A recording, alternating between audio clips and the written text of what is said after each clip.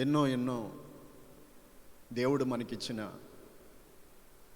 వాగ్దానాలు కానివ్వండి, ఉపదేశాలు కానివ్వండి, ఎన్నో శ్రేష్టమైన దేవుని వాక్కులను మనము పొందుకుంటున్నాము. ఆ వాక్యము ద్వారా ధైర్యపరచబడి, ఆదరించబడి, బలపరచబడి ముందుకు సాగుతూ ఉన్నాం. మంచిది. దేవుడిచ్చిన ప్రతి మాట మన జీవితాల్లో మన మేలు కొరకే అయి ఉన్నాయి. ఈరోజు మీకు మనందరి కోసం దేవుడిచ్చినటువంటి అవసరమైన మాటలే ప్రభు ఇస్తారు. మనకు అవసరం లేని దాన్ని దేవుడు మనకివ్వరు. మనకు ప్రయోజనకరమైన దాన్నే దేవుడు మనకిస్తారు. మనకు అవసరం కాని విషయాలు దేవుడు మనకి చెప్పరు.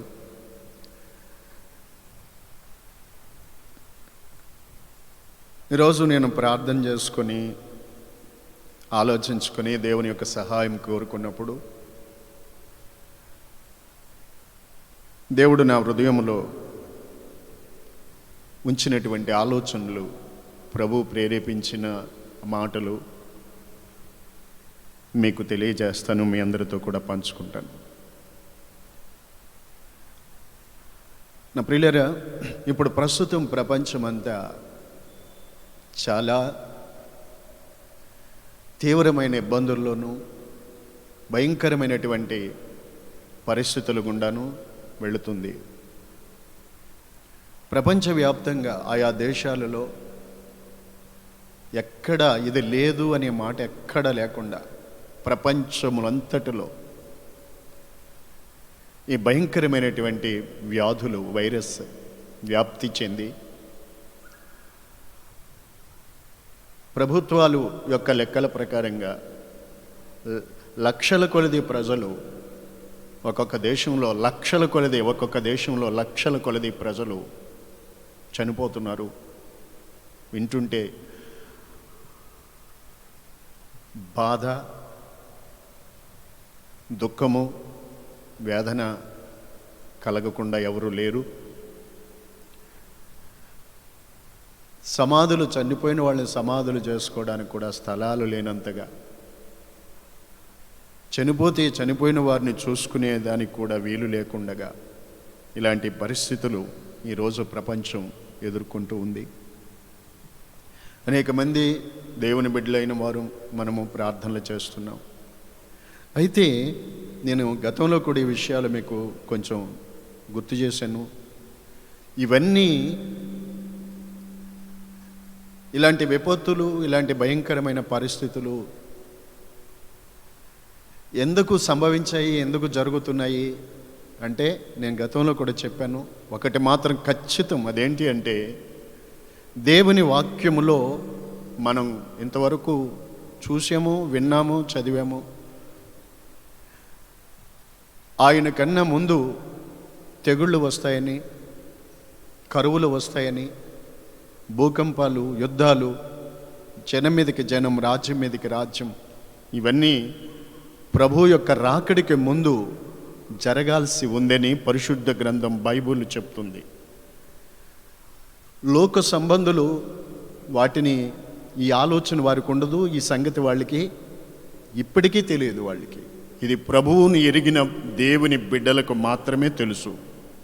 లోకంలో ఉన్న రాజకీయ నాయకులకు కానీ, లోక సంబంధమైన జ్ఞానులకు కానీ, అధికారులకు కానీ, శాస్త్రులకు కానీ, శాస్త్రవేత్తలకు కానీ, లోకంలో లోక సంబంధులకి విషయాలు తెలియవు. దీనిని బట్టి ఆయన నామం ఎంత ఘనమైంది, ఆయన ఎంత గొప్ప దేవుడు, ఆయన ఎంత గొప్పవాడు. 2020 ఏళ్ల క్రితమే చెప్పబడిన మాటలు, వాటి నెరవేర్పు ఈ కాలంలో మనము చూస్తూ ఉన్నాం. Praise the Lord. నా దేవుని బిడ్డలారా, ఇవన్నీ దేనికి అనంటే ప్రభు యొక్క రెండవ రాకడకు ఇవన్నీ సూచనలు మాత్రం. అంతేగాని ఇదేదో శ్రమకాలమని కానీ, సంఘము వెళ్ళిపోయింది, ఎత్తబడిపోయిందని కానీ అనుకునేడాను సరికాదు. ఇవి దేవుని రాకడకు సూచనలు. మీకు ఒక మాట చెప్తాను. యేసుక్రీస్తు ప్రభువు లోక రక్షకుడుగా కన్యక గర్భాన ఆయన పుడతారని, బెత్లెహేములో పుడతారని, పశువుల తొట్టులో పడుండబెడతారని, ఆయన సిలువేయబడతారని, సమాధి చేయబడతారని, మూడవ దినాన్ని తిరిగి లేస్తారని, ఆయన జనన మరణ పునరుత్థానాల గూర్చి ఆయనకు ముందుగా ప్రవచించిన ప్రవచనాలన్నీ ఆయన యొక్క జననాన్ని గూర్చి కానివ్వండి, ఆయన శిలువ మరణాన్ని గూర్చి కానివ్వండి, ఆయన పునరుద్ధానాన్ని గూర్చి కానివ్వండి, ప్రవక్తల ద్వారా దేవుడు బయలుపరిచిన సంగతులు అవన్నీ ఎలాగా నెరవేర్చబడ్డాయో, వాటి నెరవేర్పు ఎలా జరిగిందో, ఇప్పుడు అలాగే యేసుక్రీస్తు ఈ లోకములో నుండి వెళ్ళే ముందు యోహాను సువార్త 14వ అధ్యాయం మొదట్లోనూ చెప్పారు, మీ హృదయాలు కలవరపడనీకండి, ఇదిగో మీరు దేవుని యందు విశ్వాసం ఉంచి ఉన్నారు, నా యందును విశ్వాసం ఉంచుడి, మీకు స్థలము సిద్ధపరచడానికి వెళ్తున్నాను, మరలా వచ్చి నేనుండు స్థలంలో మీరుండులాగా మరలా వచ్చి నేను మిమ్మల్ని తీసుకొని పోవుదును అని చెప్పారు. ఇప్పుడు ప్రభు యొక్క రెండవ రాకడను గురించి, ప్రభు యొక్క రాకడను గురించి ప్రభువు చెప్పడం, దూతలు చెప్పడం, ప్రవక్తలు చెప్పడం, అనేకమైన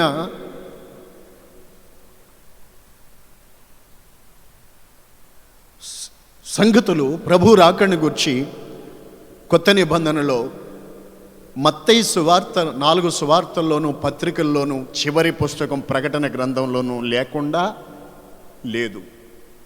ప్రభు రాకడను గుర్చిన ప్రస్తావన లేకుండా లేదు. ప్రకటన గ్రంథం చివరి అధ్యాయము, బైబిల్కి చివరి పుస్తకం ప్రకటన, చివరి అధ్యాయము 22 చివరి వచనంలో కూడా ఇదిగో 20 వాక్యం 22-20 ప్రభు త్వరగా వచ్చుచున్నాడు అని చెప్పి ఆ మాటతో అక్కడ ముగించబడింది. స్తోత్రం, హల్లెలూయా. ప్రభు త్వరగా వచ్చుచున్నారనే మాటతో ప్రకటన గ్రంథం ముగించబడింది. దేవుని బిడ్డలమైన మనము ఆలోచన చేద్దాం, కాసేపు దేవుని రాకడను గురించి మనం చూద్దాం, తెలుసుకుందాం. ఇదిగో ప్రభు త్వరగా వచ్చుచున్నాడు, ఈ సంగతుల గురించి సాక్ష్యం ఇచ్చేవాడు త్వరగా వచ్చుచున్నాడని చెప్తున్నాడు. త్వరగా వచ్చుచున్నాడు అంటే మన భాషలో ఆ త్వరగా అనే దానికి మన భావన ఏంటంటే, త్వరగా అంటే చాలా నిమిషాలు, సెకండ్లో అనుకుంటాం. కానీ బైబిల్ గ్రంథంలో ప్రభు ఈ మాట చెప్పి ఇప్పటికీ 2000 సంవత్సరాలు దాటి ఉన్నది కదా. దానికి అర్థం ఏంటి అని అంటే, గతించిన 1000 సంవత్సరాలు ప్రభు దృష్టిలో ఒక దినం అని రాయబడి ఉంది. గతించిన 1000 సంవత్సరాలంటే యేసయ్య సిలువేయబడి పునరుద్ధానుడై లేచి ఈ సంగతులు చెప్పింది మొదలుకొని ఇప్పటికీ 1000 సంవత్సరాలు ఒక దినం అనుకుంటే 2000 సంవత్సరాలు 2 రోజులు. నా ప్రియులారా, ప్రభు త్వరగా వచ్చుదురు అని చెప్పారు. అయితే ఆయన ఎప్పుడు వస్తారు, ఆయన వచ్చినప్పుడు ఏమి సంభవిస్తుంది, మనకి సమయం సరిపోయేటంతగా మీకు ఈ వాక్య భాగాల్ని మీతో పంచుకుంటాను. ప్రభు ఎప్పుడు వస్తారు, ఇదే మాట మత్తయి సువార్త 24వ అధ్యాయంలో యేసయ్యను శిష్యులు అడిగారు, ప్రభువా నీ రాకడికి ఈ యుగ సమాప్తికి సూచనలు ఏంటి అని. అక్కడ చెప్పబడ్డ మాటలు మత్తయి 24లో ఉన్నాయి, లూకా 21లో ఉన్నాయి. సూచనలు, ఇవి సూచనలు మాత్రం. నా ప్రియమైన దేవుని బిడ్డలారా, అయితే ఒకటి, మత్తయి సువార్త 24వ అధ్యాయంలో 42 చూడండి, త్వరగా చదవాలి. కావున ఏ దినమున మీ ప్రభు వచ్చునో మీకు తెలియదు గనుక మెలకువగా ఉండుడి. ఏ దినమున మీ ప్రభు వచ్చునో మీకు తెలియదు. ఆయన ఎప్పుడు వస్తారో తెలియదు. ఇంకా చెప్పబడింది, దొంగ ఇంటి మీదకి వచ్చే సమయం ఇంటి యజమానికి తెలియదు కదా. అలాగే దొంగ వచ్చినట్టుగా, అంటే మీకు తెలియకుండా మీరు అనుకున్న గడియలో వస్తారు. 44వ వచనం కూడా చూడండి, అక్కడ మీరు అనుకొనని గడియలో మనుష్య కుమారుడు వచ్చును. ఎప్పుడు? మీరు అనుకొనని గడియలో వస్తారు. మనం అనుకున్న గడియలో కాదు, మనం అనుకునని గడియలో ప్రభు వస్తారు. Praise the lord. ప్రభు ఎందుకు రావాల్సి ఉంది? ఎందుకు వస్తారు? ఆయన ఎందుకు వస్తారు? ఎలా వస్తారు? ఎక్కడికి వస్తారు? ఆయన వచ్చినప్పుడు ఏం జరుగుతుంది? ఇది దేవుని వాక్యంలో నుండి మనం తెలుసుకుందాం. ఆయన ఎలా వస్తారు అని అంటే దొంగ వలె వస్తారు. అంటే తెలియకుండా, ఏ మనుషుడు కూడా ఎరుగడు వస్తారు.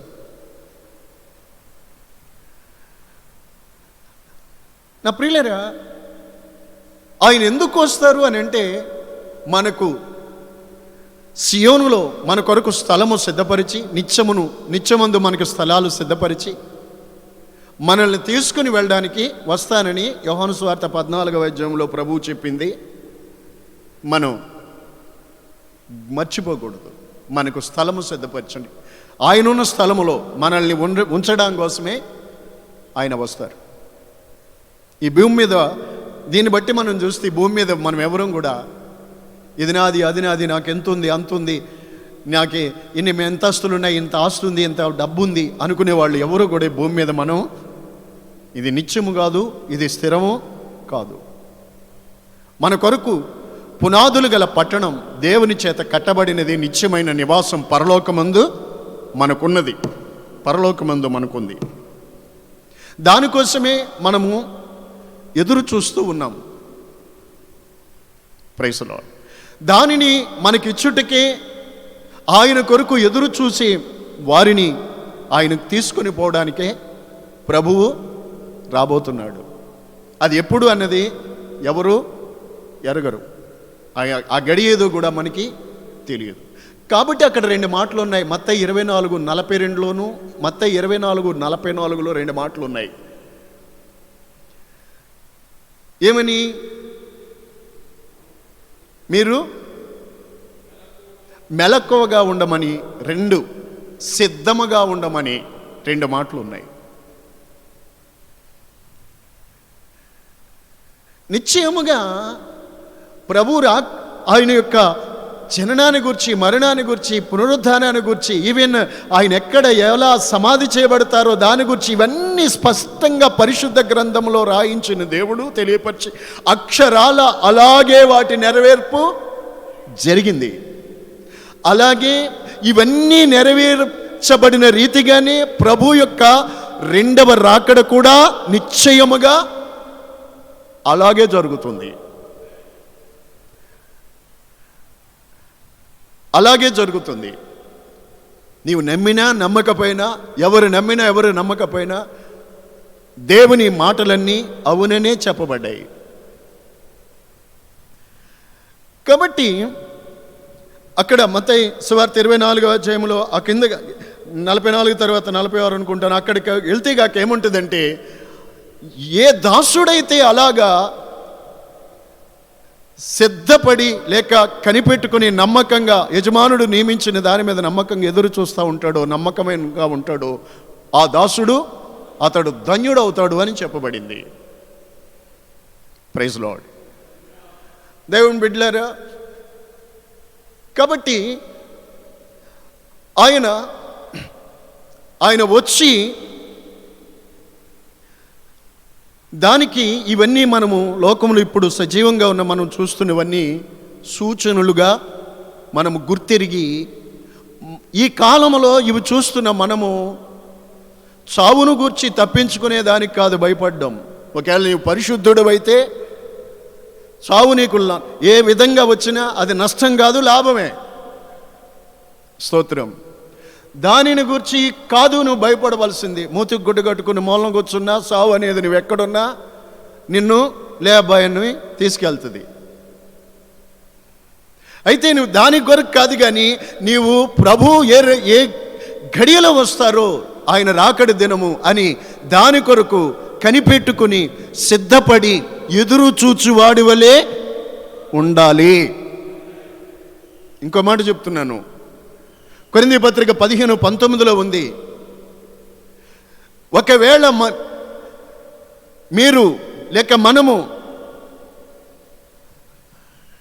కేవలం ఈ జీవిత కాలం మట్టుకే మనము క్రీస్తునందు నిరీక్షించు వారమైతే మీరు మనుషులందరికంటే కూడా దౌర్భాగ్యులని వాక్యం చెబుతుంది.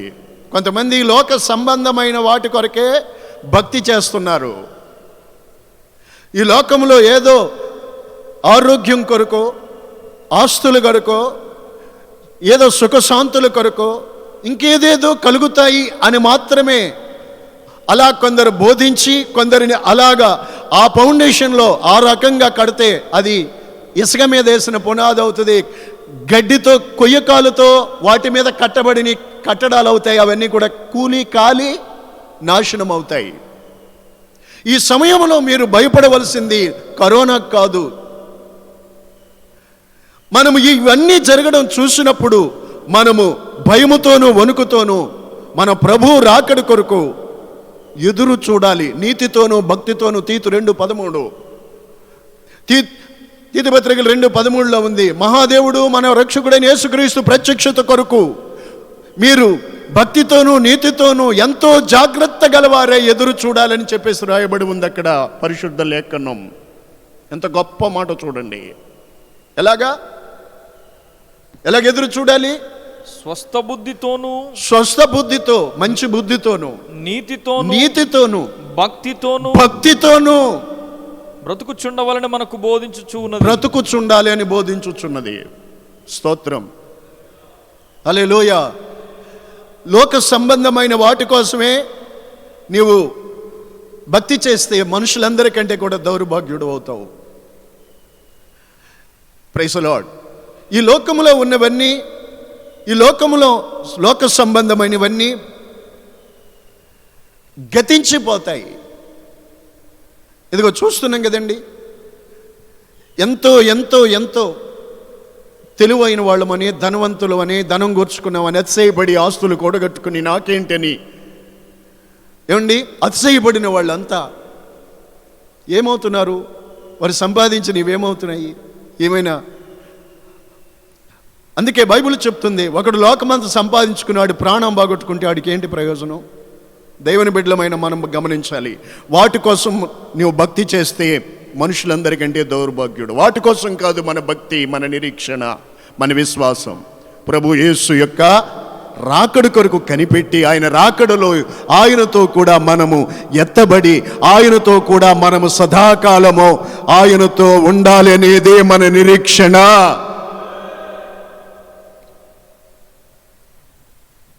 Praise the Lord. నా ప్రియులారా, ప్రభు ఎలా వస్తారు? ఒకటి చెప్పాను, తెలియకుండా వస్తారు, దొంగ వలె వస్తారు. ఇవి ఆయన రాకడకు సూచనలు మాత్రమే. ఆయన వచ్చినప్పుడు ఏం జరుగుతుంది రెండవ భాగంగా చెప్పుకుందాం. మొదటి దశలోనికెళ్ళి రాసిన పత్రిక 4వ అధ్యాయంలో 16వ వాక్యము నుండి చూడండి మీరు. ఆర్భాటముతోనూ ప్రధాన దూత శబ్దముతోనూ దేవుని బూరతోనూ పరలోకము నుండి ప్రభు దిగివచ్చును. క్రిస్తంగా వాక్యము స్పష్టంగా చెప్తుంది. ఆర్భాటముతో, ప్రధాన దూత శబ్దంతో, దేవుని బూరతో పరలోకములో నుండి ప్రభు దిగొస్తారు. Praise the lord. హల్లెలూయా. ఇదే రహస్య రాకడ. అప్పుడు ఏం జరుగుతుంది?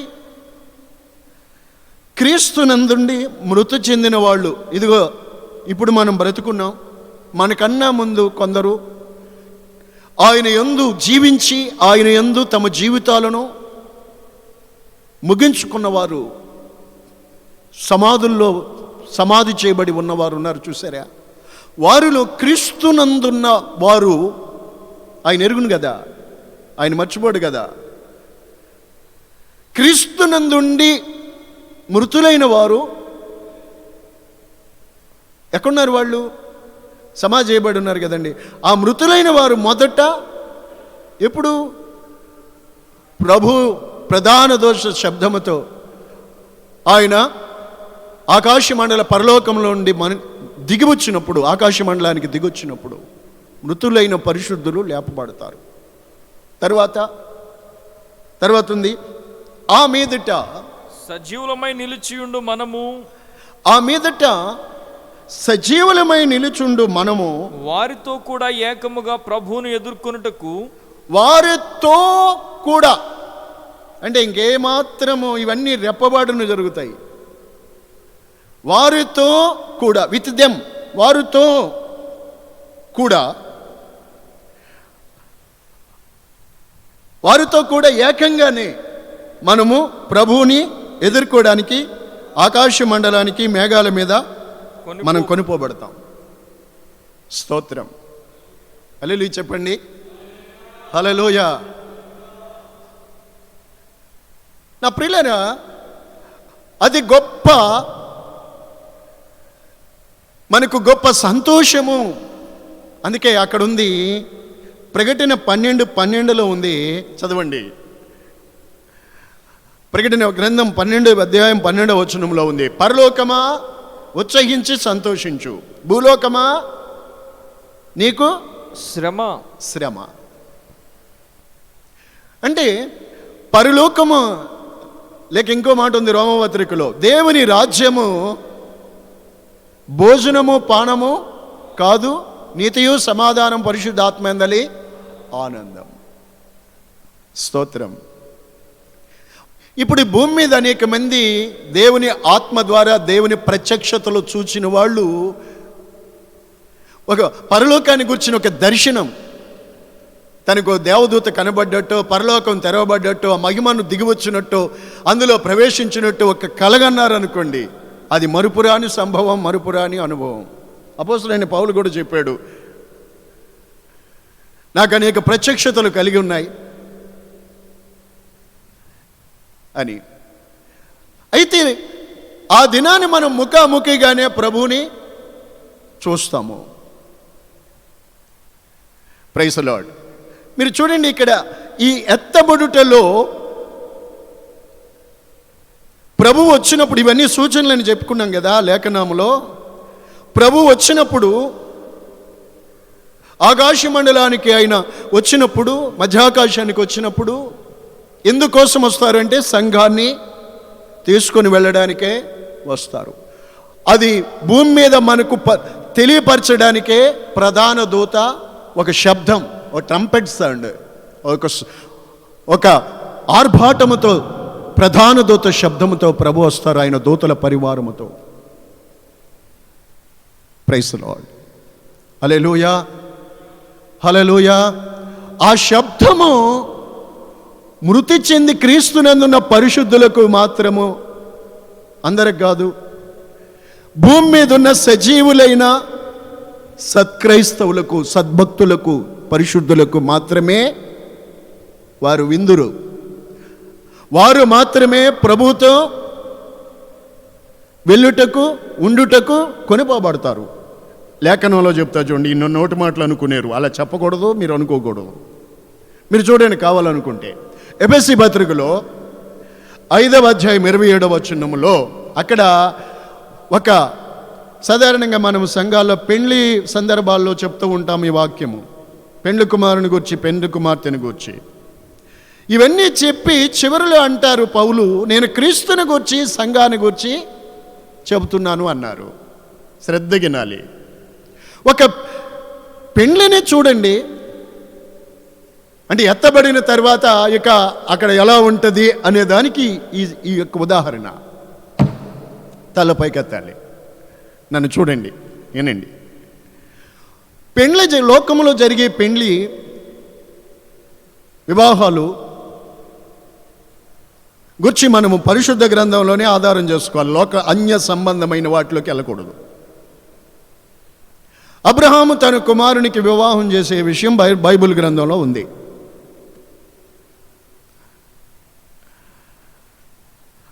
ఎలియాజరు అనే అబ్రహాము యొక్క సేవకుడు ఆ వివాహాన్ని జరిగించేదానికి మీడియేటరు, మధ్యవర్తి. ఆయన వెళ్ళి కన్యకైనటువంటి ఏ పురుషుని కూడని మాలిన్యము లేని, డాగు లేని, ముడత లేని పవిత్రమైన కన్యకైన రెబెక్కాని, ఆమె గురించి ఆ మాటలన్నీ, ఆమె క్యారెక్టరు రాయబడింది బైబిల్లో. ఆమె కన్యక అని. ఆమెను తీసుకొని వచ్చి ఇస్సాక్కి పెండ్లి చేశారు. ఆమెను తీసుకొని వస్తున్నప్పుడు అబ్రహాము కుమారుడైన ఇస్సాకు పొలములో ఉన్నప్పుడు, ధ్యానం చేస్తున్నప్పుడు పెండ్లి కుమార్తెను ఆయన ఎదుర్కొన్నారు.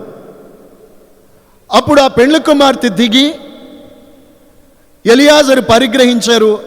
ఆమెను తన గుడారములోనికి తీసుకుని పోయారు. అలాగే భూమి మీద జరుగుతున్న ఒక వివాహం. ఆ తర్వాత ఆ రెబెక్కా ఆ ఎలియాజరు యొక్క ఇస్సాకు యొక్క భార్య అయ్యి ఆయనతోనే ఆమె జీవితం అంతా ఉన్నది. అలాగే లోకములో ప్రతి వివాహములోనూ అలా జరుగుతూ ఉంటుంది. ఆ కన్యక వచ్చి తన పురుషునికి నమ్మకంగా తనకు లోబడి, తన భర్తకు లోబడి విధేయురాలైతే లోబడితే తన భర్తకున్న సర్వస్వము ద్వారా ఆమె గణపరచబడి, ఆదరించబడి, ఆనందాన్ని, సంతోషాన్ని, ఆమె అభివృద్ధిని పొంది దీవించబడుతుంది. ఆమె తన భర్తకున్నవన్నీ తనవే అవుతాయి, అన్నీ తనవే అవుతాయి. అలాగే ఇప్పుడు మనం ఏదో ప్రభువుని అడిగి మనకు అవసరమైనవి కొంచెం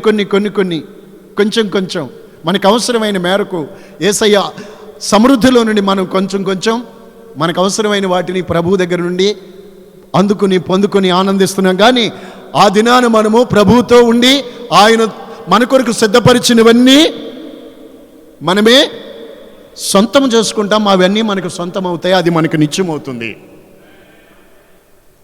అక్కడే అంటారు ఎఫెసీ 5:27లో, క్రీస్తు కూడా సంఘాన్ని ప్రేమించి అది ముడతైనను, డాగైనను, అట్టిది మరి కళంకమైన అట్టిది మరి ఏదైనానో లేకుండా మహిమ గల సంఘముగా దానిని ఆయన ఎదుట నిలబెట్టుకున్న వలెనని. హల్లెలూయా.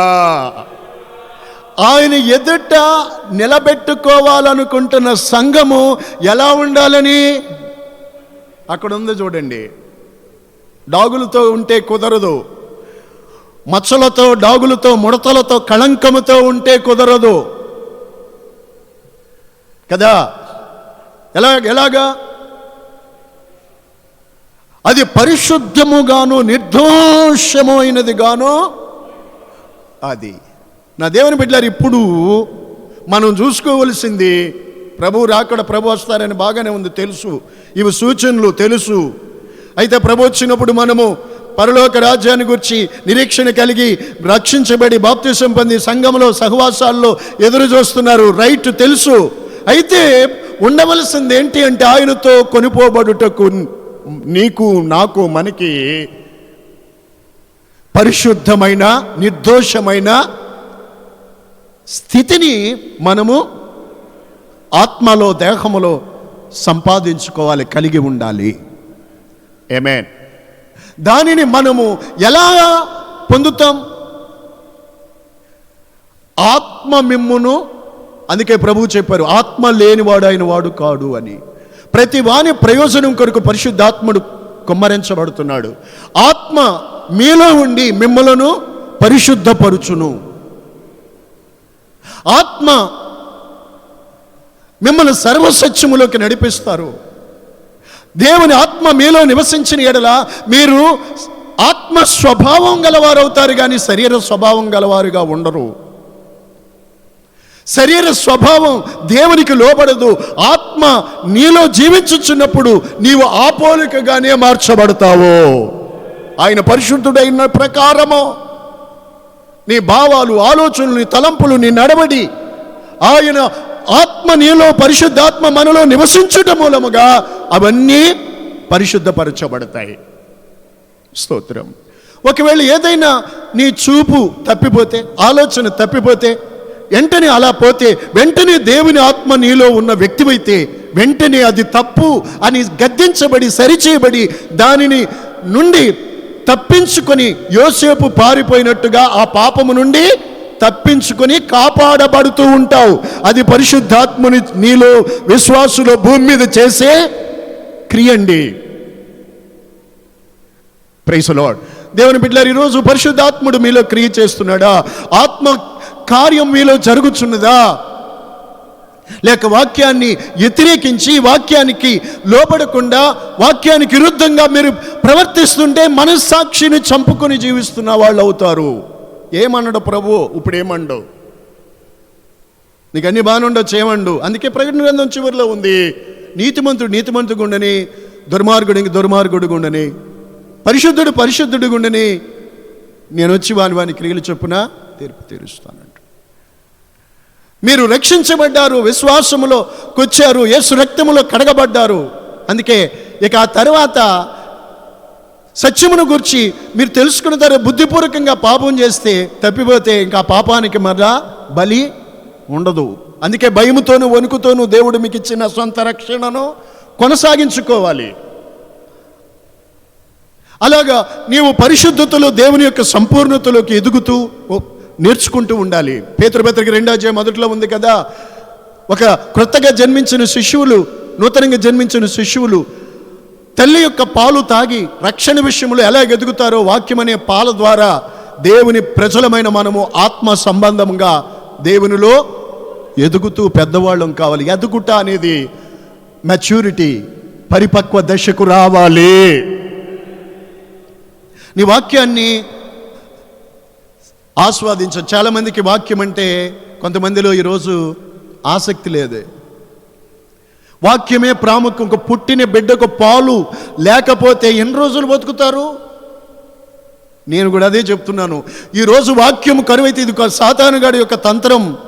వాక్యము లేకుండా పోతే, వాక్యానికి దూరం అయితే వాక్యమే కదా బ్రతికించేది.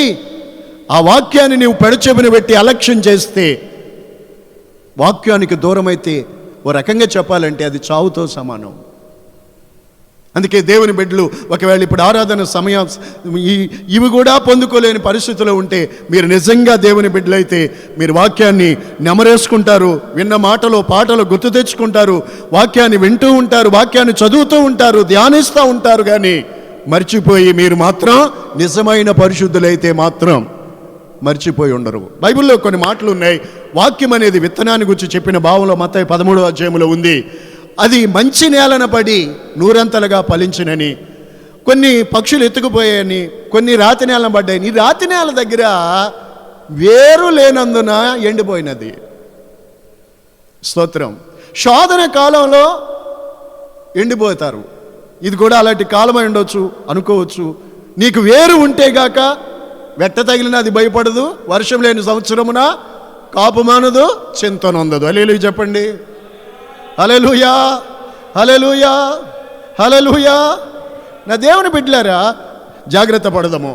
కాబట్టి మనము ప్రభు వచ్చినప్పుడు మనము ఆయనతో కూడా కొనుకోబడతాం. అంటే అప్పుడు మనం ఏమవుతాము అంటే, ఒకటి, ఆయనతో కొనిపోబడాలంటే డాగు ముడత కళంకము లేని నిర్దోషమైన స్థితిని కలిగి జీవించే పరిశుద్ధులు మాత్రమే ఎత్తబడతారు. మిగతా వాళ్ళు విడవబడతారు, క్రైస్తవ సంఘాల్లో కూడా. దీనికి అర్థము వాక్యాధారం మత్తయి సువార్త 24లో చదువుకోండి. ఆ దినమున ఇద్దరు మంచాన ఉంటారు, ఒకరు ఎత్తబడతారు, ఒకరు ఎరవబడతారు. పొలంలో ఇద్దరు ఉంటారు, ఒకరు ఎత్తబడతారు, ఒకరు ఎరవబడతారు. తిరగలి ఇద్దరు విసురుతారు, ఒకరు ఎత్తబడతారు, ఒకరు ఎరవబడతారు. ఎవరి ఒకరు? ఇద్దరు ఉన్నారు కదా, ఎవరి ఒకరు? ఎత్తబడేది ఎవరు ఒకరు అంటే దేవుని యొక్క వాక్యమును ఎరిగి భయముతో వణుకుతో తమ దేహాన్ని ప్రాణ ఆత్మలను ప్రభువుకు ప్రతిష్ఠించుకొని ప్రభు యొక్క ఉపదేశానుసారంగా ప్రభు కొరకు ఎదురు చూచే ఓ పవిత్రమైన కన్యకల తన భర్త కొరకు సిద్ధపడి ఎదురు చూసే అనుభవంలో ఉన్నవారు భార్య అనుకోండి ఎత్తబడతారు. భర్త అది లేదనుకోండి, ఆ భర్త మరుసటి రోజు చూస్తారు, ఉదయం. అది రాత్రి అయితే, కొన్ని చోట్ల పగలు, కొన్ని చోట్ల రాత్రి. ఎందుకనగా భూమి మీద ఇప్పుడు మనకి పగలు ఉదయకాలం, కొన్ని చోట్ల అది రాత్రి అవుతూ ఉంటుంది. స్తోత్రం, హల్లెలూయా, హల్లెలూయా. అందుకే రాత్రి మంచం మీద ఉండేది కొన్ని చోట్ల రాత్రి, పొలంలో ఉండేది రాత్రి కాదు పగలు. అంటే కొన్ని చోట్ల పగలు, కొన్ని చోట్ల రాత్రి. ఇప్పుడు మనం పగల్లో ఉన్నాం, అమెరికా దేశస్తులు అక్కడ ఉన్నవారు రాత్రి భాగంలో ఉంటారు. అలా కొన్ని చోట్ల. ఎంత సత్యమండి! మనిషి అయ్యుండి నేను గొప్పవాడిని, దేవుడే లేడు అనుకుంటే వాడిని బైబిల్ ఏమంటుందో బుద్ధిహీనుడు నువ్వు. నీకు నాకున్నది ఏదైనా ఉంది అంటే అది దేవుడిచ్చిన కొంచెం జ్ఞానమే. దేవుడు లేకుండా కలిగింది ఏదీ లేదు. నీవు లేవు, నేను లేను. స్తోత్రం, హల్లెలూయా. దైవ బిడ్డలారా,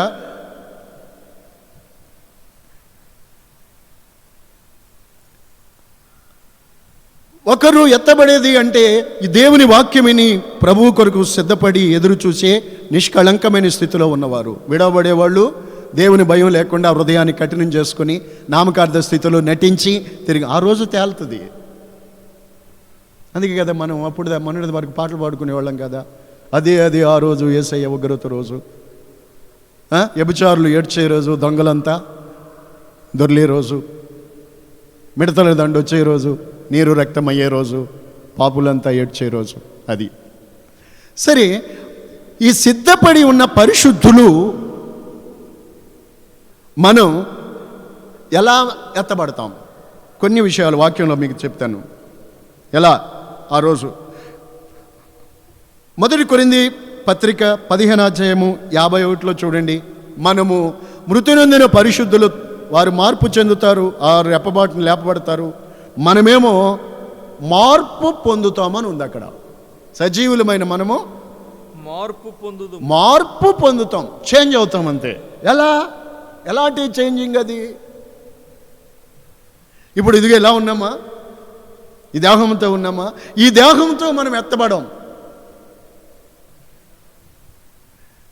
ఈ దేహంతో మనం ఎత్తబడమండి.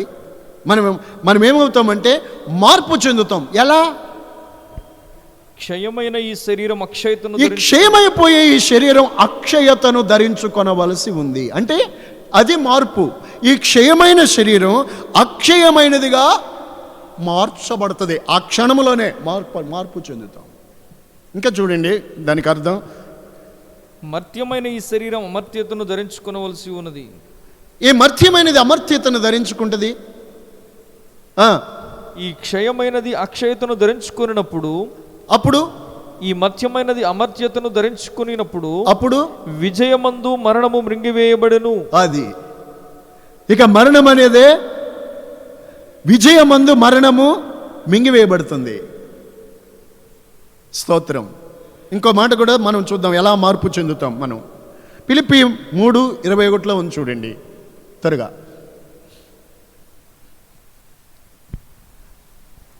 సమస్తమును తనకు లోపరుచుకుని జాలిన శక్తిని బట్టి ఆయన మన దీన శరీరాన్ని తన మహిమగల శరీరమునకు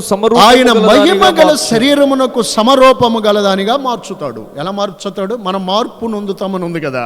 ఎలా మార్పు చెందుతాం? ఆయన మహిమగల దేవుడు ఎలాంటి మహిమ శరీరముతో ఉన్నారో, ఆయన వచ్చినప్పుడు ఆయన యందున్న సజీవులైన పరిశుద్ధులు అలాగే ఆయన మహిమగల శరీరమునకు సమరూపము గలదాగా మనల్ని మారుస్తాడు. కోడి గుడ్డు చూసాము. ఆ కోడి గుడ్డు తన తల్లి రెక్కల కింద 21 రోజు ఉన్న తర్వాత దాంట్లో ఇక జన ఉండదు. తల్లి ఏ పోలుకలో ఉందో అదే పోలుకలో దానికి 2 కాళ్ళు 2 రెక్కలు ఏమండి మొత్తం బయటకు వస్తుంది. అలాగా మార్పు. మనము ఈ క్షయమైన ఈ దేహాన్ని విడిచిపెట్టి ఇది అమర్త్యతను ధరించుకుంటుంది.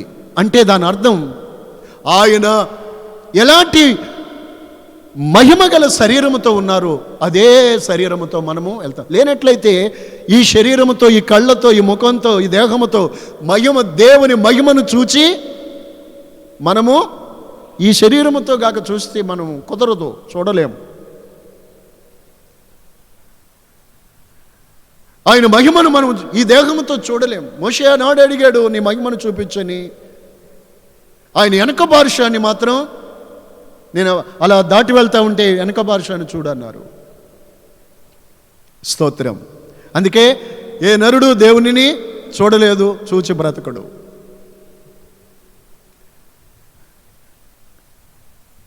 కనుక ఆ క్షణమందు ప్రభు వచ్చినప్పుడు మన పరిశుద్ధులు మనము ఆ విధంగా ఆయన ఉన్నట్టుగానే మార్చబడతాం. ఇంకో మాట చెప్తాను. యోహాను మొదటి పత్రిక 3:2 చూడండి. మనం ఎలా మార్పు చెందుతాం. త్వరగా ఆయన ఉన్నట్టుగానే అని ఉంది. ఆయన ప్రత్యక్షమైనప్పుడు ఆయన ఉన్నట్లుగానే ఆయనను చూతుము, గనుక ఆయనను పోలియుందుమని ఎరుగుదుము. హల్లెలూయా. చక్కటి మాటలు కదండి. ఎలాగుంటాం మనం? ఇప్పుడు మనం దేవుని బిడ్డలము. ఇక మీదట ఏం జరుగునో చూడండి. ఇంకా ప్రత్యక్ష పరచబడలేదు. ఏనండి, ఇప్పుడు మనము దేవుని బిడ్డలమై ఉన్నాం కదా. ప్రియులారా, ఇప్పుడు మనము దేవుని ఇప్పుడు మనము దేవుని బిడ్డలమై ఉన్నాం. మనమిక ఏమవుదుమో అది ఇంకా ప్రత్యక్షపరచబడలేదు కానీ. ఏనండి, కొంతమంది అంటారు ఏమవుతామో, ఇతరులను అడగండి ఏమవుతామో అంటారు. మీరేమంటారు? మనం ఏమవుతామో అని అంటే, మనం ఇప్పుడు దేవుని బిడ్డలమే. నిశ్చయమేనా? నువ్వు నిశ్చయముగా నిజంగా నువ్వు దేవుని యందున్న వాడివైతే దేవుని బిడ్డవని చెప్తావు. ప్రియులారా, మనము దేవుని బిడ్డలమై ఉన్నాము. ఇక మీదట ఏమవుతామో అది ఇంకా ప్రత్యక్షపరచబడలేదు. ఆయన ప్రత్యక్షమైనప్పుడు మనం ఆయన ఉన్నట్టుగానే మనం ఉంటాం. ఆయన పోలి ఉంటాం, అలా ఎత్తబడతాం. ఇది ప్రభువు వచ్చినప్పుడు జరిగే, భూమి మీద జరిగే సజీవులై ఉన్న సంఘం పరిశుద్ధులలో జరిగే, పరిశుద్ధులు ఎత్తబడతారు. ఈ విధంగా ఎత్తబడతారు. ఆ తర్వాత భూమి మీద ఉన్న ప్రపంచాన్ని ఊహించండి. ఇప్పుడు అది కూడా చెప్తా, సమయం సరిపోయేదాకా. ఇప్పుడు మనల్ని ఆయన మధ్యాకాశానికి వచ్చి, మనల్ని ఆకాశ మండలానికి వచ్చి మనల్ని కొనిపోతారు. స్తోత్రం. ఎక్కడికి కొనిపోతారు? మధ్యాకాశంలోని 7 సంవత్సరాలు ఉంటారు, 7 ఏళ్ళు విందు జరుగుతుంది అని పాడేవారు, గతంలో చెప్పేవారు. దానికి వాక్యంలో ఎక్కడ మధ్యాకాశంలో 7 సంవత్సరాలు ఉంటారని ఎక్కడా లేదు. కానీ ఒక్క మాట ఉంది, యోహాను 14లో మొదటి వాక్యమే, నేనుండు స్థలంలో మీరు ఉండుటకు మిమ్మల్ని తీసుకెళ్ళి వెళ్తారు. అంటే ఎక్కడ ఉంటారు? పరలోకము నుండి ప్రభు దిగొస్తారు కదా. ప్రభు కొరకు ఎదురు చూసే పరిశుద్ధ సంఘాన్ని ఎత్తబడిన తర్వాత పరలోకములోనే మనల్ని ఆయనతో మనము ఉంటాము. స్తోత్రం. అప్పుడు ఏం జరుగుతుంది? అక్కడ పరలోకమా ఉత్సహించి సంతోషించనుంది. ప్రకటన 12:12. అక్కడ ప్రభువుతో మనము ప్రభువుని కలవగానే మనము ఉత్సాహిస్తాము, సంతోషిస్తాము.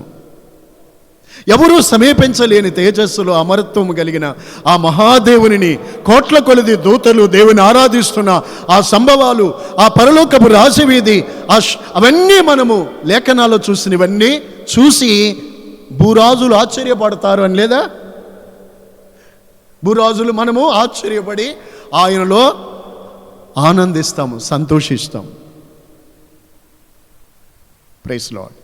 అప్పుడు ఏం జరుగుతుంది అక్కడ అంటే 7 సంవత్సరాలు, అక్కడ 7 సంవత్సరాలు మనం ప్రభువుతో పరలోకంలో అక్కడ విందు అని అంటే పరలోకములో మనం చేరుటే, విందు అనగా సంతోషించే సంభవము.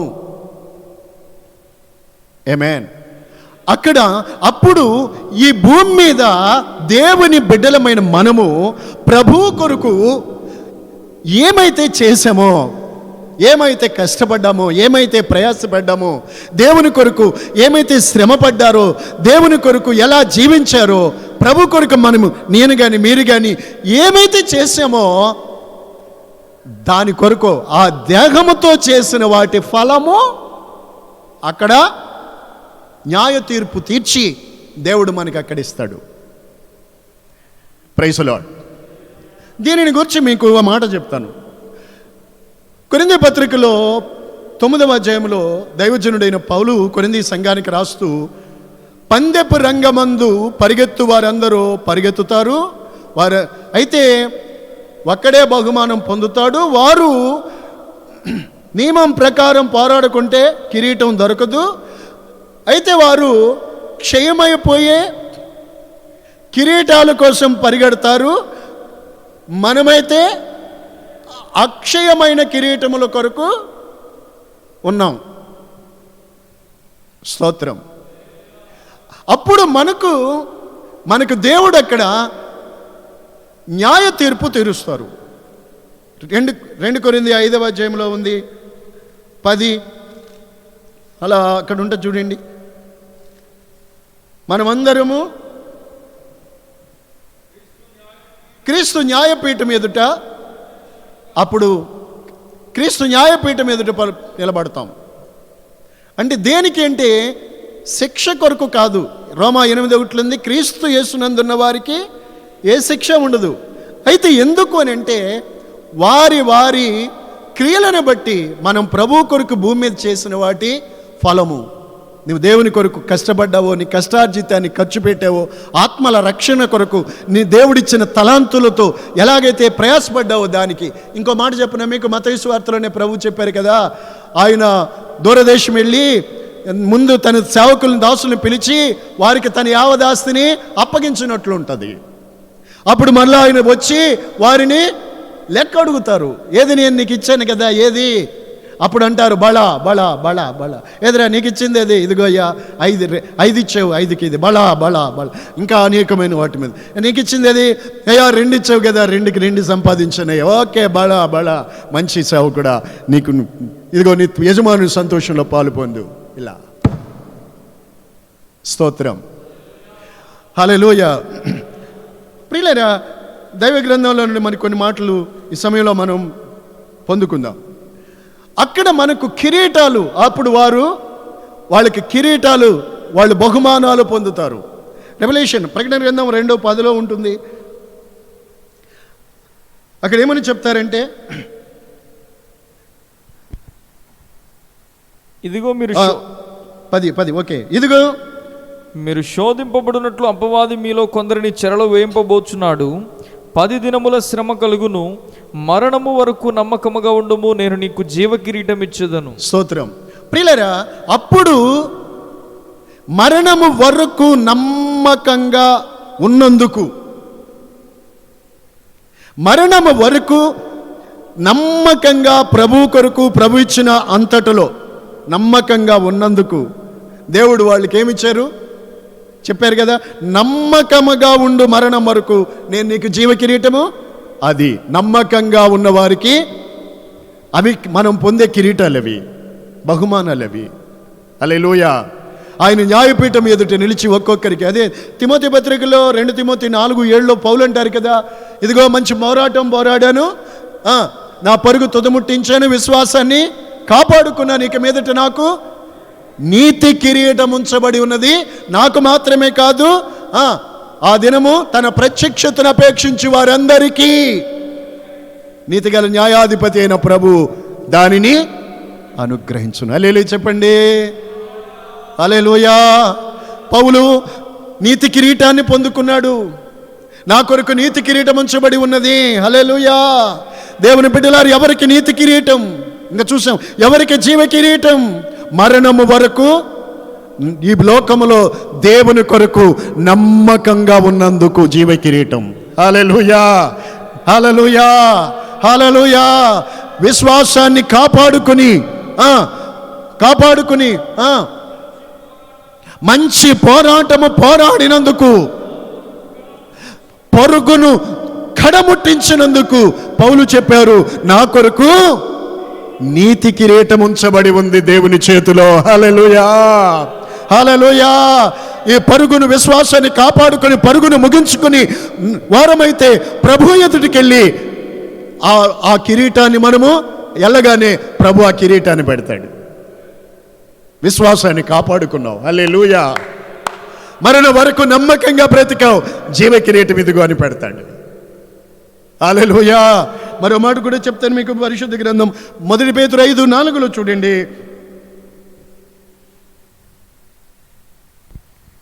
ప్రధాన కాపరి ప్రత్యక్షమైనప్పుడు అదిగో మీరు వాడబారని మహిమ కిరీటము పొందుదురు. వాడబారని మహిమ కిరీటాలు పొందుతారు.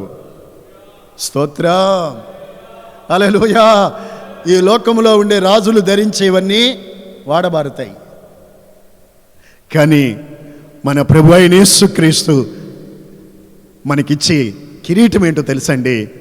అది వాడబారని మహిమ కిరీటాన్ని దేవుడు మనకి ఇస్తాడు అక్కడ. ఇక ఈ రూపం ఉండదు. ఇది కాదు జీవితం, ఇలా కాదు.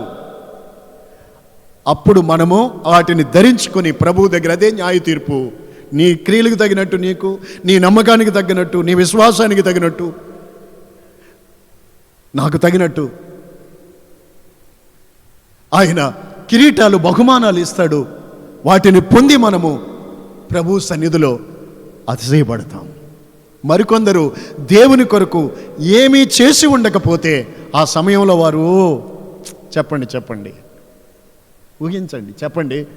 దేవుని కొరకు గాక తమ కొరకే ఏమైనా చేసుకుంటుంటే, దేవుని కొరకు ఏమీ చేయకపోతే, అందుకే నీ క్రియలన్నీ కూడా లెక్కించబడతాయి. అందుకే కదా చక్కటి మాట స్పష్టంగా చెప్పి ఉంది 2 కొరింథీ 5:10. ఈ దేహముతో మనం చేసిన వాటి ఫలం మన ప్రతివాడు పొందుతాడు. అందుకే మీ ప్రయాస వ్యర్థం కాదని ఎరిగి ప్రభు కార్యమందు ఎప్పటికీ స్థిరులను కదలని వారునై ఉండాలి. మీ ప్రయాస వ్యర్థం కాదు. మన ప్రయాసకు తగిన ప్రతిఫలాలు ప్రభు పరలోకంలో చెప్పండి సిద్ధపరిచి ఉంచారు. గట్టిగా సంతోషంగా స్తోత్రం చెప్పండి. ఇప్పుడు మీరు చర్చిలో కూర్చున్నట్టుందా, లేకపోతే ఆయన సముఖంలో ఉన్నట్టుందా? వెళ్ళిపోయినట్టే ఉంది నాకైతే. స్తోత్రం, హల్లెలూయా, హల్లెలూయా, హల్లెలూయా. నా దేవుని బిడ్డలారా, నీవు కాపాడుకోవలసింది ఏంటో తెలుసా? దేవుడు నీకు ఇచ్చిన రక్షణను కాపాడుకోవాలి. నువ్వు కాపాడుకోలేని దానిని కాపాడుకుందామని ప్రయాసపడుకో. ఎవడు తన ప్రాణం కాపాడుకోవాలనుకుంటాడో దానిని వాడు పోగొట్టుకుంటాడు. నువ్వు కాపాడుకోలేవు దాన్ని. నువ్వు కాపాడుకోవాల్సిన దేవుడిచ్చిన దాన్ని నువ్వు కాపాడుకోవాలి. ఎవడు నీ కిరీటం అపహరింపకుండా జాగ్రత్తగా చూసుకోవాలి. నీ కిరీటం నీ కొరకు అదిగో మహిమ కిరీటం, వాడబారిన కిరీటం, జీవ కిరీటం దేవుడు మన కొరకు దాచి ఉంచాడు. ఈ కిరీటం ఎవడు అపహరింపకుండా చూసుకో, జాగ్రత్తగా చూసుకో. సంతోషంగా ఉన్న వాళ్ళు స్తోత్రం చెప్పండి. నా దేవుని బిడ్డలారా, ఇది ఎవరు పొందుతున్నారు? ఇవన్నీ ఎవరికి? ప్రభువుతో కూడా ఆయన రాకడలో ఎత్తబడిన సంఘానికి జరిగే సంఘం పొందుకునే ఆ పరలోకపు ఆశీర్వాదాలు అవి. ఇక భూమి మీద స్థితిని ఊహించండి. సంఘం ఎత్తబడిపోయిన తర్వాత భూమి మీద స్థితి చూడండి. ఇంకెవరున్నారండి భూమి మీద? ఇంకెవరున్నారు? పరిశుద్ధులు లేని ప్రపంచం, పరిశుద్ధాత్ముడు లేని సంచారం, పరిశుద్ధాత్మ సంచారము లేని లోకం. ఇక ఊహించండి అది ఎంత భయంకరమైన అంధకారమో ఆ లోకం. ఎప్పుడైతే ప్రభు వచ్చిన వారు, ప్రభుతో సిద్ధపడిన పరిశుద్ధులు ఎత్తబడిపోయినారో, ఇక ఆ తరువాత వెంటనే ఈ లోకములో చూడండి, అంతటా కూడా వార్తాపత్రికలు కానీ, టెలివిజన్ కానీ, ఆయా మీడియా అంతా కూడా, మీడియాలో వచ్చేది ఏంటంటే కలవరం, భయంకరమైన పరిణామాలు, భయంకరమైనటువంటి న్యూస్. ఇప్పుడు కరోనా వచ్చి 2019 డిసెంబర్లో స్టార్ట్ అయిందని చెప్తున్నారు. అది వుహాన్, చైనా దేశంలో. అక్కడ ఇంచుమించు 10 మిలియన్ ప్రజల యొక్క ఫోన్లు పనిచేయలేదు. అంటే వాళ్ళు చనిపోయారు, 1 కోటి మంది ప్రజల పైన చనిపోయారని చెప్తున్నారు. ఇంకా ప్రపంచ దేశాలు, ఏ దేశానికి ఆ లెక్కలు ఉన్నాయి, ఎంతమంది ఏ దేశంలో ఎన్ని లక్షలు చనిపోయారు. ఇప్పటికీ ఆందోళన. ఈ వార్తలు వింటూ ఉంటే బతుకున్న వాళ్ళు భయపడుతూ ఉన్నారు. ముక్కులో నీళ్ళు గారితే కరోనా ఏమో అని కంగారు పడుతుంది. తలకాయ కొంచెం ఎండకి వేడెక్కి తలపోటు వస్తే కరోనా ఏమో అని కంగారు. లేకపోయినా కొంతమంది నాతో చెప్తుంది, వెళ్ళి టెస్ట్ చేయించుకుంటాం, వద్దంటే ఏమంటాం, సరే అమ్మా మీ ఇష్టం, ఏమీ రాకూడదని ప్రార్థన చేయండి అంటే, ఉందనే వెళ్తున్నారు కదా, వెళ్ళి ప్రార్థన చేయండి అంటే, సరే వెళ్ళి వాళ్ళు ముక్కులో ఏదో పెట్టి తిప్పుతున్నారు. నేను టీవీలో ఇందులో చెప్తున్నాను. చూసిన తర్వాత నీకేమీ లేదు అన్న తర్వాత వీళ్ళకి తలపోటు తగ్గుతుంది. మరి అది కరోనాతో వచ్చింది కాదు కదా, కంగారుతో వచ్చింది తలపోటు. అనవసరంగా వెళ్ళి లైన్లో కూర్చొని ఎవరైనా వైరస్ ఉంటే లేకుండా ఉండేవాళ్ళు కూడా అందులోకి వెళ్ళి తెచ్చుకోవడం అవుతుంది. ఇలా కొన్ని స్తోత్రం పెరుగుతూ ఉన్నాయి. స్తోత్రం, హల్లెలూయా చెప్పండి. ఈ వార్తలు వింటేనే అక్కడ ఎంతమంది చచ్చిపోయారు, ఎంతమంది, నన్ను కూడా అడుగుతున్నారు మన వాళ్ళు కొంతమంది ఫోన్ చేసి. ఎందుకంటే సగినేటిపల్లి మండలంలో అక్కడక్కడ చచ్చిపోయినారు, అండ్ తూర్పుగోదావరి జిల్లా కూడా చాలా ఎక్కువ ఉన్నదని నన్ను కూడా మన వాళ్ళు కొందరు ఫోన్ చేసి, మన సంఘమస్తులు ఎలా ఉన్నారండి, పాస్టర్ గారు మీరు ఎలా ఉన్నారు అని అడుగుతున్నారు. మీరు మాత్రం కొంతమంది మీరెవరో ఫోన్ చేయలేదంటే నా అర్థం ఏంటంటే మీరంతా బాగున్నారు కనుక ఫోన్ చేయట్లేదని నేను అనుకుంటున్నాను. బాగున్నారు కనుక మీరెవరో నాకు ఫోన్ చేయట్లేదని అనుకుంటున్నాను. ఆల్రెడీ ఎవరైనా ఫోన్లు చేస్తున్నారంటే నాకు అర్థమవుతుంది వీరికి ఎలా ఉన్నారా అని.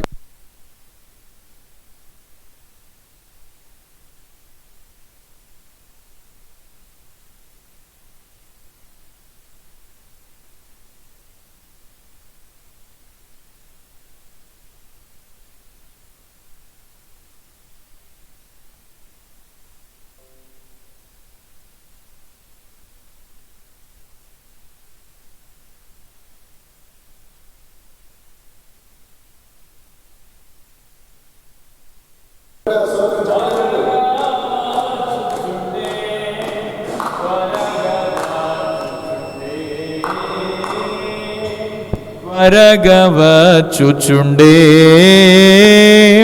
హోసన్నా చెప్పండి జయమే, హోసన్నా జయం మనకే, హోసన్నా జయం మనకే, యేసు రాజు రాజుల రాజై త్వరగా వచ్చుచుండే. హల్లెలూయా. నా దేవుని బిడ్డలారా, ఇక పరిశుద్ధులు లేని ప్రపంచం, ఇందులో ఏ జనాములు ఉంటారంటే వినండి, అది కూడా ఒక మిస్టరీ. ఎవరెవరు ఉంటారు ఇక భూమి మీద? ఎత్తబడిన దాంట్లో మృతులైన క్రీస్తునందుండి మృతి పొందిన పరిశుద్ధులు, సజీవంగా ఉండి ప్రభు రాకడ కొరకు కళంకము లేని నిష్కళంక స్థితిలో ఎదురు చూస్తున్న సజీవులైన వారు ప్రభు రాకడలో మార్పు చెంది కొనిపోబడి పరలోకంలో ప్రభుతో ఉండి ప్రభు ఇచ్చే ప్రతిఫలాలు, వాళ్ళు భూమి మీద జరిగించిన వాటి ప్రతిఫలాలు పొందుతూ సంతోషంలో ప్రభు సంతోషంలో ఉంటారు. అదే 7 ఏండ్ల విందు. ఓకే, షార్ట్గా చెప్తే ఇక భూమి మీద ఎవరెవరు ఉన్నారు? ఎవరున్నారు? సరిగ్గా చెప్పు, తీసేసి చెప్పు. ఎవరున్నారు? ప్రభువుని ఎరగని మాత్రమే కాదు, ప్రభువుని ఎరగని వారు మాత్రమే కాదు, ప్రభువుని ఎరిగి సిద్ధపాటు లేని, విడిచిపెట్టబడిన అవిశ్వాసు, విడిచిపెట్టబడిన వారు, సిద్ధపాటు లేని వారు, బుద్ధి లేని వారు, విడిచిపెట్టబడ్డవారు వీళ్ళు ఇశ్రాయేలు జనాంగము కూడా వారితో పాటు ఉంటారు. స్తోత్రం. క్రీస్తుని విశ్వసించాలి. ఎందుకంటే నేనే మార్గము సత్యము, నా ద్వారా తప్ప ఎవడు పరలోకానికి తండ్రి వద్దకు వచ్చారు. ఏనండి అప్పుడే ఈ ప్రపంచమునకు ఎక్కడ చూసినా అరే లెక్కలు వస్తాయి, న్యూస్ వస్తుంది. అది నేను మీకు చెప్పేది. ఎక్కడ ఎంతమంది లేరు ఆందోళన, అలజడి, ఏ ఇంట్లో ఎంతమంది లేరు, ఏ ప్రాంతంలో ఎంతమంది లేరు, వాళ్ళు ఫోన్లు ఆన్సర్ చేయరుగా, పిలిస్తే పలకరుగా, కాల్ చేస్తే ఎత్తరుగా. వారు కనిపించకపోవడం చూసి పరిశుద్ధులైన వారు ఈ లోకములో లేనప్పుడు మిగిలిన వారికి మొట్టమొదటిగా విశ్వాసములో జీవిస్తూ తప్పిపోయి చల్లారిపోయి పడిపోయిన స్థితిలో ఉన్న వారికి ఆ క్షణం భయంకరమైన ఆందోళన. అప్పుడు ఏమొస్తుందో తెలుసండి? ఇప్పుడు చదవండి, మత్తయి 24:21. లోకము మీదికి, చెప్పాలి గట్టిగా, లోకం పుట్టినప్పటి నుండి ఇప్పటి వరకు కలుగలేదు. ఏమొచ్చును? మళ్ళా చదువు. లోకారంభము నుండి ఇప్పటి వరకును అట్టి శ్రమ కలుగలేదు. అప్పుడు మహాశ్రమ కలుగును. ఎప్పుడు? వాక్యం విన్న వారికి తెలుస్తుంది. ఎక్కడ? ఎప్పుడు? ఇది క్రమం. ఎప్పుడు అప్పుడు మహాశ్రమ కలుగుతుంది. అప్పుడు ఇది మహాశ్రమ కాదు. స్తోత్రం. అప్పుడు మహాశ్రమ కలుగుతుంది. ఎవరికి?